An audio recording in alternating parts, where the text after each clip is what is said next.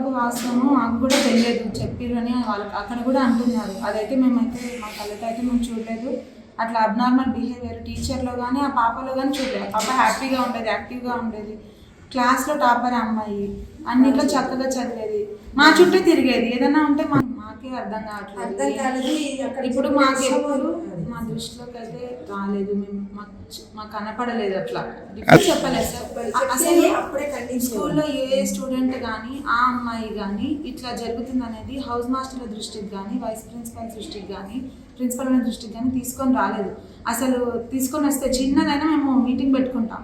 Principal చాలా meetings conduct చేస్తారు. చిన్న ఇష్యూ అయితే ఇప్పుడు వాటర్ ప్రాబ్లం అయింది అనుకోండి, రండి పరిగెత్తుకొని రండి, హౌస్ మాస్టర్స్ అంతా. ఇష్యూ జరగడానికి అని కాదు, కానీ ఇష్యూ జరిగిందా లేదా అనేది మాకు అర్థం కావట్లేదు. ఏమవుతుంది స్కూల్లో అనేది అయితే అర్థం కావట్లేదు. వైస్ ప్రిన్సిపల్ ఆ పాప పట్ల కాదు కానీ మిగతా అందరు పిల్లల్ని పిలుచుకునే దగ్గరికి మాట్లాడేది. ఒక్క అమ్మాయి అనేం లేదు. మా చుట్టూ అయినా పిల్లలు తిరుగుతూ ఉంటారు. మేము వర్క్స్ ఇప్పుడు నైట్ డ్యూటీ ఉంటుంది, ఇంటికి వెళ్ళే టైంలో 4:30 ఆ టైంలో మేము ఏం చేస్తామంటే, తల్లి నైట్ స్టడీ ఉంది కదా, ఈ క్వశ్చన్ నేర్చుకోండి, ఇది ప్రిపేర్ అవ్వండి అని పిల్లలు తిరుగుతూ ఉంటారు, క్లాస్ లీడర్స్.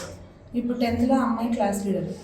ఆ పాప ఆ మేడం చుట్టే కాదు మా చుట్టూ కూడా తిరుగుతూ ఉండేది. వరకు మేము ఇచ్చేవాళ్ళం. బయాలజీ సబ్జెక్ట్, ఇప్పుడు Telugu subject madam, physical science. తల్లి నైట్ స్టడీ 10th క్లాస్ కదా, ఇదంతా క్లాస్లో రాయించు అంటే నోట్స్ తీసుకెళ్ళి రాయించేది, ఇచ్చేది.